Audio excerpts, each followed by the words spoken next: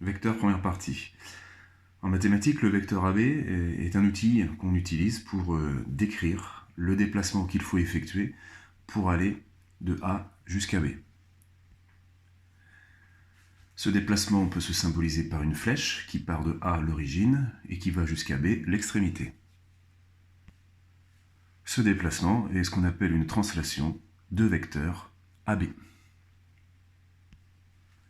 Et dès lors que le déplacement qui permet d'aller de A à B permet aussi d'aller de C à D, on dit que le vecteur AB est égal au vecteur CD.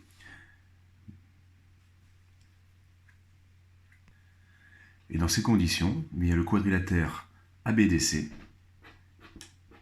et non pas ABCD, le quadrilatère ABDC est un parallélogramme.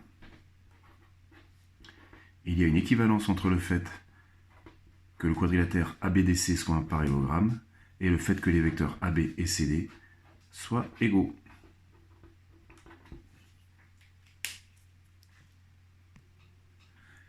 Ce déplacement qui permet d'aller de A à B, il peut être appliqué à n'importe quel endroit du plan, à n'importe quel point de départ, que ce soit ce point ou ce point. Donc il ne faut pas confondre le vecteur qui symbolise le déplacement avec la flèche qui va nous dire à quel endroit on effectue ce déplacement. Toutes les flèches rouges ici symbolisent le même vecteur qui s'appelle vecteur AB, mais on pourrait aussi très bien lui donner le nom de vecteur U par exemple.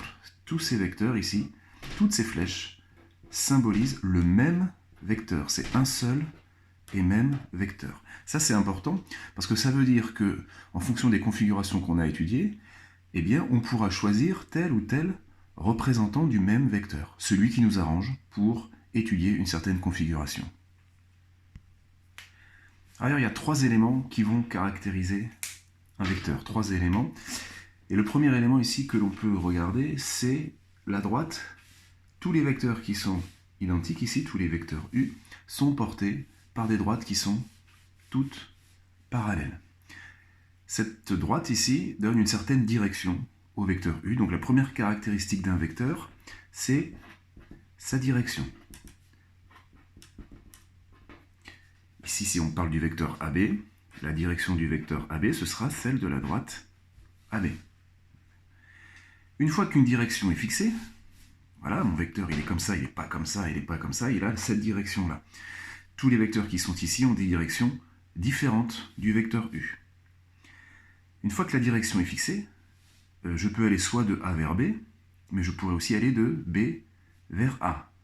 Il faut donc me fixer un sens. Dans quel sens je vais aller? Donc si on parle ici du vecteur AB, je vais aller de A vers B. Et puis il me reste une troisième caractéristique importante, c'est qu'une fois que je sais dans quel sens je vais et dans quelle direction je vais, il faut que je sache de quelle longueur je me déplace. C'est ce qu'on va appeler donc la troisième caractéristique du vecteur, sa longueur. On parle aussi de sa norme. Et donc ici, sa longueur, c'est la longueur AB, sans crochet, sans parenthèse. Donc c'est pourquoi on dit que ce sont des caractéristiques, parce que si deux vecteurs sont égaux, ils ont forcément la même direction, le même sens et la même longueur. Et réciproquement, deux vecteurs qui ont même direction, même sens et même longueur sont forcément égaux. Alors comme vous le savez, en mathématiques, quand on a de nouveaux outils, la première chose qu'on essaye de faire avec, c'est de voir comment ils se comportent en utilisant les différentes opérations qu'on a sous la main. Et la première opération qu'on a sous la main, par exemple, c'est l'addition. Qu'est-ce qui se passe quand on veut additionner deux vecteurs? Et surtout, qu'est-ce que ça a comme sens d'additionner des vecteurs? Alors on a placé trois points A, B et C, et on voudrait faire la somme du vecteur AB et du vecteur BC. Pour comprendre ce qu'est la somme du vecteur AB plus vecteur BC, il faut se demander à quel déplacement je vais arriver quand je vais d'abord me déplacer de A vers B, ça c'est pour faire la translation de vecteur AB, plus, donc suivi de, une translation de vecteur BC qui m'emmène de B à C. Donc si je regarde ce qui s'est passé, je suis parti de A, je suis passé par B, et je suis arrivé à C. quel est le déplacement qui va en un seul vecteur correspondre à ce même déplacement. Eh bien, si je suis parti de A, je suis passé par B et je suis arrivé à C, c'est comme si j'étais parti de A et que j'étais directement arrivé à C. Voilà pourquoi on écrit que la somme des vecteurs AB plus BC, c'est le vecteur AC. Parce que si je pars de A, je passe par B et j'arrive à C, c'est comme si je partais directement de A et que j'arrivais à C. On dit que les deux déplacements AB suivis de BC correspondent au déplacement AC. Attention, rien à voir avec la somme de deux nombres. Cette somme de deux vecteurs porte un nom. On l'appelle relation de Chasles. Chasles, qui est le nom d'un mathématicien français, Michel Chasles, à qui on doit cette étude sur les vecteurs. Si on donne le nom de vecteur U au vecteur AB et le nom de vecteur V au vecteur BC, eh bien le vecteur AC ici est le vecteur qui symbolise vecteur U plus vecteur V. Alors vous devez être en train de vous dire, très bien, ici ça se passait très bien, les deux vecteurs AB et BC, l'origine du vecteur BC se trouvait à l'extrémité du vecteur AB, on est dans des bonnes conditions. Mais qu'est-ce qui se passe lorsque les deux vecteurs qu'on veut additionner ont des représentants qui ne sont pas placés comme on aime? Eh bien, aucun problème, puisqu'on a vu que le vecteur V qui est représenté ici, je peux le représenter aussi ailleurs, là où je veux, là où ça m'intéresse. Par exemple, ici, moi j'aimerais bien que ce vecteur V, il débute à l'extrémité du vecteur U. Eh bien, je vais tracer le représentant, un autre représentant du vecteur V, à l'endroit qui m'intéresse. Donc ici, voici le vecteur V, il se trouve tout aussi bien, c'est le même déplacement, que je le fasse ici ou que je le fasse là, c'est le même déplacement. Et une fois que j'ai fait ça, eh bien la somme des deux vecteurs U plus V, elle devient assez facile à tracer. Voici mon vecteur U plus V. Deuxième cas de figure, quand les vecteurs U et V sont de même origine. Alors ici, je peux me ramener au cas précédent en déplaçant par exemple le vecteur U ici et faire la somme des deux. J'ai encore une autre possibilité qui va s'appeler la règle du parallélogramme. Il va suffire ici, vous savez, ce sont les deux premiers côtés d'un parallélogramme. Il suffit ici de terminer la construction soit à la règle à compas, soit en comptant les carreaux. Et donc ici, j'ai tracé un parallélogramme. Et dans ce cas-là, la somme U plus V, assez facile aussi à trouver, elle est ici.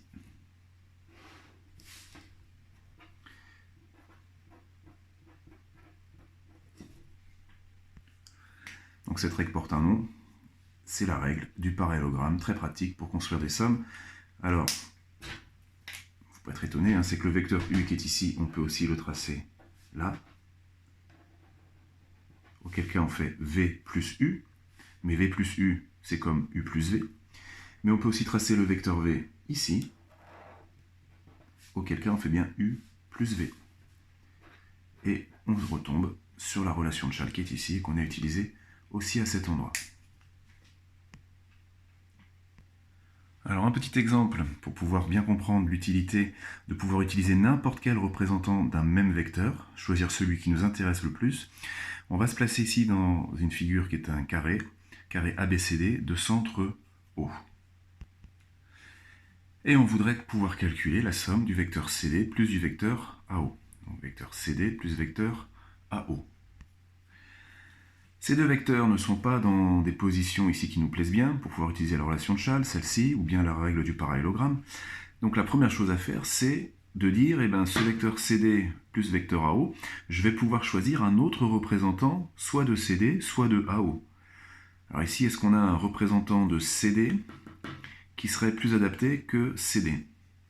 Eh bien, on a effectivement vecteur CD, il y a aussi le vecteur BA, qui est identique au même déplacement. Donc je peux transformer CD plus AO en BA plus AO. Quel est l'intérêt de faire cette transformation? Eh bien, c'est que BA plus AO me permet de me placer dans les conditions de la relation de Schall. Je vais partir de B, passer par A et finir en O. Et ça, d'après la relation de Schall, c'est le vecteur BO. Mais j'aurais pu aussi tout aussi bien garder le vecteur CD et remplacer le vecteur AO par un vecteur qui lui est égal. Alors, dans la figure, qu'est-ce qu'on peut trouver comme vecteur qui est égal au vecteur AO? Eh bien, on a le vecteur OC. Et je vais donc remplacer AO par OC. Ça nous fait du CD plus OC. Oui, mais CD plus OC, je peux aussi l'écrire. Il suffit que je change, c'est comme 2 plus 3 qui est égal à 3 plus 2. L'addition de deux vecteurs est commutative. Je peux mettre OC devant CD, ça fait OC plus CD. C'est quoi l'intérêt de faire ça? C'est de faire apparaître ici le point C et de pouvoir me ramener à une relation de Schall, parce que le vecteur OC plus le vecteur CD, eh bien c'est le vecteur OD.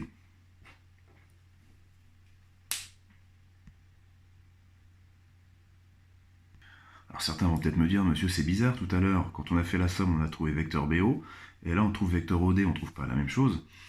Eh bien si, on trouve la même chose, parce qu'en fait, dans ce carré, le vecteur BO et le vecteur OD, ils symbolisent le même déplacement. Même direction, même sens, et même longueur, puisque ce sont la longueur, la moitié de la diagonale. Donc c'est bien le même vecteur qu'on trouve à l'arrivée, même si on n'a pas pris le même représentant, c'est le même vecteur, le même déplacement. Alors, multiplication maintenant d'un vecteur par un nombre réel. La situation de base, je fais un déplacement de vecteur U. Et on voudrait dire que je vais répéter 3 fois ce déplacement de vecteur U. Eh bien, ce vecteur qui fait 3 fois le déplacement U correspond à un seul vecteur que j'ai ici tracé en vert. Et ce vecteur, eh bien, on peut l'appeler 3 fois le vecteur U. Qu'est-ce que c'est que ce 3 fois le vecteur U? C'est un vecteur qui a la même direction que le vecteur U, qui a le même sens que le vecteur U, et qui a une longueur 3 fois plus grande. Et je peux aussi comme ça fabriquer un vecteur qui a la même direction, le même sens, et une longueur 1,5 fois la longueur du vecteur U, ce sera le vecteur 1,5U. Ou même direction, même sens, mais une longueur 2 fois plus grande, ce sera le vecteur 2U.